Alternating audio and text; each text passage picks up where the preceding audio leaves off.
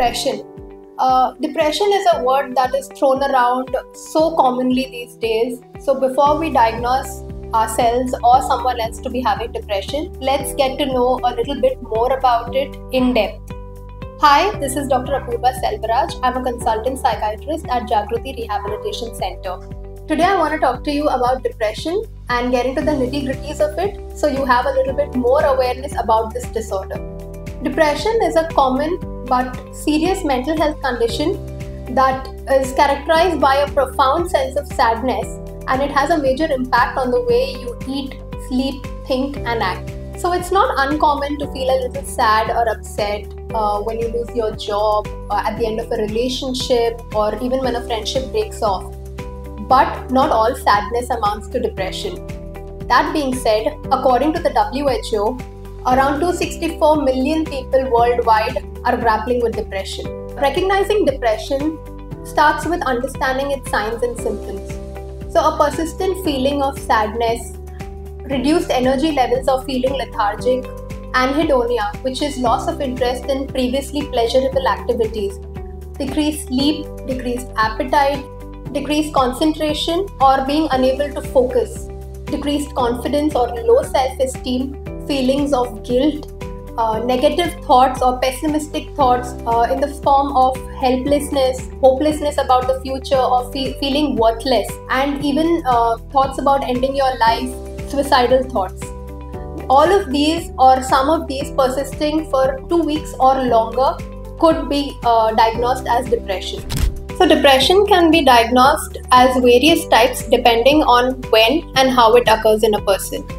The most common, severe but yet treatable form is major depressive disorder, followed by another type which can occur as a part of bipolar affective disorder, which is depressive episodes alternating with manic or hypomanic episodes. Another type that is seen is persistent depressive disorder, which was previously known as dysthymia, which is mild to moderate depressive symptoms lasting for a longer duration for around 2 years. Premenstrual dysphoric disorder, which is intense feeling of depression and anxiety just prior to the menstrual period, which may reduce and subside and even completely go away after the onset of the periods. Postpartum depression, which is diagnosed in mothers up to 6 weeks after delivery. The other types could be seasonal affective disorder, which is a form of depression which most commonly occurs during the winter season and starts subsiding when the summer season starts.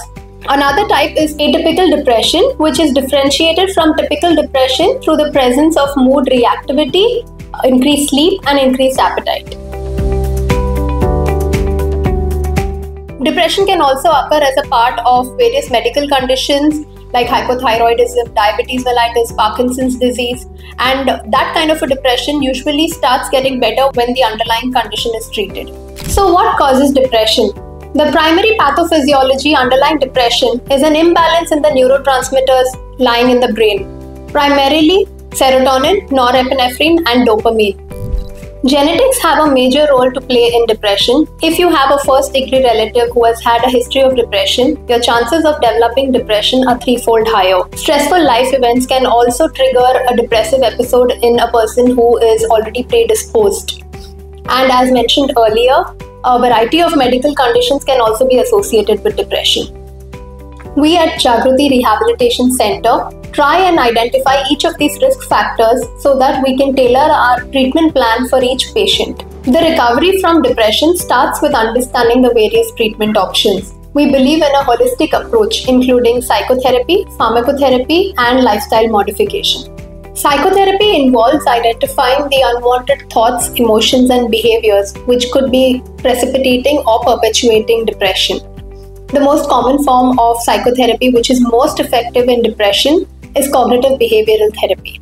Pharmacotherapy involves the use of medications which will help correct the neurotransmitter imbalance in the brain. There are a variety of antidepressants available, so it might take a little while until you find the one that suits you the best. Lifestyle modification, which involves incorporating healthy habits like getting adequate sleep, having a healthy diet, and regular physical exercise. Other than these, there are various brain stimulation techniques which also help to alleviate the symptoms of depression, like electroconvulsive therapy, vagus nerve stimulation, and transcranial magnetic stimulation. I know, battling depression can be tough, it is exhausting, but the good thing is you don't have to do this alone. We at Jagruti can help you through this process of recovery. We can lend you a helping hand through every step of the way. In case you are facing depression or any other mental health issues, please get in touch with your mental health care provider, or you can get in touch with us through our helpline or website. Thank you for joining me on this journey of understanding depression.